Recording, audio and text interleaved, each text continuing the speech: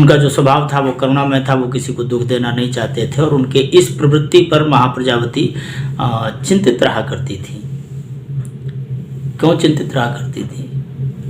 चिंतित इसलिए रहा करती थी क्योंकि छात्र का धर्म है युद्ध लड़ना, और युद्ध लड़ने के लिए क्षत्रिय में सभी प्रकार का शौर्य होना चाहिए, सभी प्रकार के अस्त्र संधान की क्षमता होनी चाहिए। यही क्षत्रिय धर्म है। और तब जबकि सिद्धार्थ राजकुमार थे, आने वाले भविष्य में वो राजा बनते, ऐसी परिकल्पना उनके माँ बाप की थी।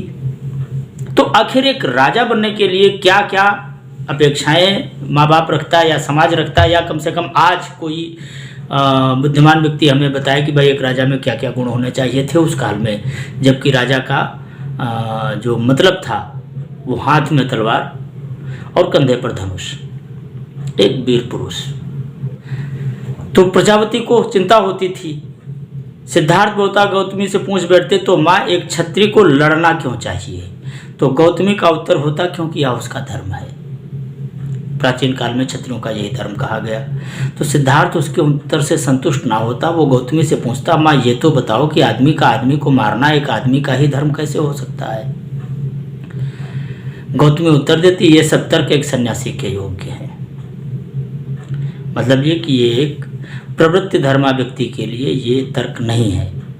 तर्क ठीक है, लेकिन तर्क करने वाला जो व्यक्ति है उसके सामाजिक स्टेटस के हिसाब से ये तर्क ठीक नहीं है, क्योंकि सिद्धार्थ सन्यासी नहीं एक राजकुमार हैं, और राजकुमार होने के नाते कभी न कभी राजा बनेंगे, और जब राजा बनेंगे तो राष्ट्र की रक्षा ही उसका सबसे बड़ा धर्म है।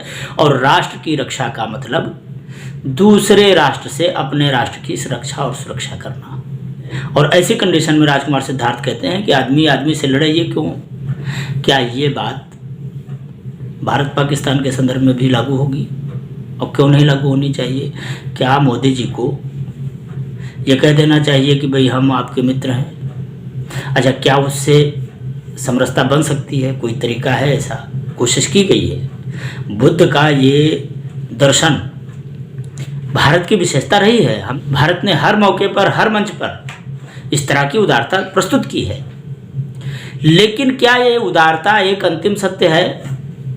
क्या सेना समाप्त कर देनी चाहिए?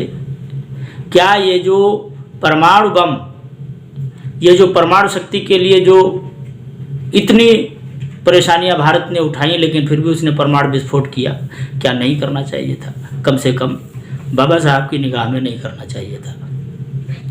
तो यदि भगवान इतने ही करुणावतार थे, इतने ही महान कारुणिक व्यक्ति थे जिनका मतलब था कि मनुष्य को मनुष्य नहीं लड़ना चाहिए, तो क्या भीमवादी लोग ये जो दलित आंदोलन लेकर खड़े हैं, मुझे मेरा अधिकार चाहिए, क्या वो इस आंदोलन को समाप्त करेंगे? क्योंकि जब अधिकार मांगा जाएगा तो फिर विवाद होगा, और विवाद होगा तो लड़ाई होगी, गृहयुद्ध होगा, और जो हो रहा है। तो क्या बाबा साहब के सिद्धार्थ के अनुकूल ये जो चल रहा है ये ठीक चल रहा है?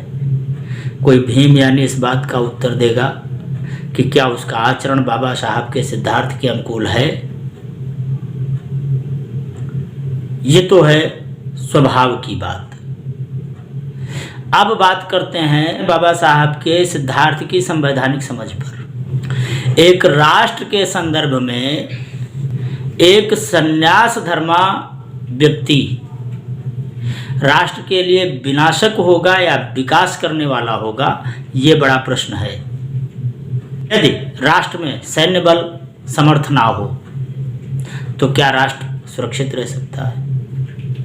और तब क्यों न माना जाए कि बाबा साहब भीमराव अंबेडकर का एकमात्र लक्ष्य था दलित उद्धार, और उस दलित उद्धार की बलिवेदी पर राष्ट्र को बलि पर चढ़ा देना, ये बाबा भीमराव का एक अंतिम लक्ष्य था। और इस लक्ष्य की पुष्टि विकास दिव्य कीर्ति कर रहे हैं। महात्मा गांधी की सबसे बड़ी समस्याओं में से एक अम्बेडकर भी थे। अंग्रेज तो थे ही थे, उनसे बड़ी समस्या ये है कि यार अंग्रेजों को भेजो ना, समाज क्यों बदल रहे हो? और अम्बेडकर साफ साफ कह रहे थे कि अगर मुझे अपने हित और देश के हित में चुनना हो तो देश का हित नंबर 1 पे है। पर यदि मुझे दलितों के हित और देश के हित में चुनना हो तो मैं दलितों के हित को प्राथमिकता पे रखूंगा। देशवासी होने के नाते पूछा जाएगा तो मेरे लिए राष्ट्र प्रथम है, लेकिन यदि दलित उद्धार के संदर्भ में मुझसे बात की जाएगी तो मेरे लिए पहले दलित है और उसके बाद राष्ट्र है। ऐसे व्यक्ति को राष्ट्र का हित चिंतक कैसे माना जा सकता है जो किसी एक समुदाय विशेष के लिए राष्ट्र को बलिदान करने पर तैयार हो? तो फिर कोई दूसरा समुदाय अपने हितों के लिए संविधान की धज्जी क्यों ना उड़ा दे? क्या ये बाबा साहब भीमराव अंबेडकर की के ही मार्ग पर चलना नहीं होगा कि भाई दलित के लिए अगर राष्ट्र को विनाश के कगार पर खड़ा किया जा सकता है तो सवर्ण भी अपने अधिकार के लिए राष्ट्र को किनारे रखकर राष्ट्र का विनाश करने पर क्यों न खड़ा हो जाए? दलितों में भी सबके उद्धार की बात नहीं है, वो स्वयं महार जाति के थे। तो जो गोस्वामी जी ने कहा है ना, यद्यपि दुख दारुण जगनाना सबते अधिक जाति अवमाना, तो ये महार जाति के उत्थान के लिए देश को दांव पर लगा देने की बात बाबा साहब करते हैं। और फिर महार जाति के साथ साथ धीरे धीरे चूंकि समाज तो चाहिए तो एक राजनीतिक स्टंट के चलते SC भी जोड़े गए, ST भी जोड़े गए, अब OBC भी जुड़ गए हैं। और इस तरह मैंने कहा बाबा साहब भीमराव अंबेडकर का एकमात्र लक्ष्य था देश चाहे टुकड़े टुकड़े हो जाए, और जब तक देश टुकड़े टुकड़े नहीं हो जाएगा तब तक बाबा साहब का लक्ष्य पूरा भी नहीं होगा। कम से कम विकास दिव्य कीर्ति की स्वीकृति के बाद तो इस बात पर कोई शंका रही नहीं जाती है। तनोतना सदाशिव।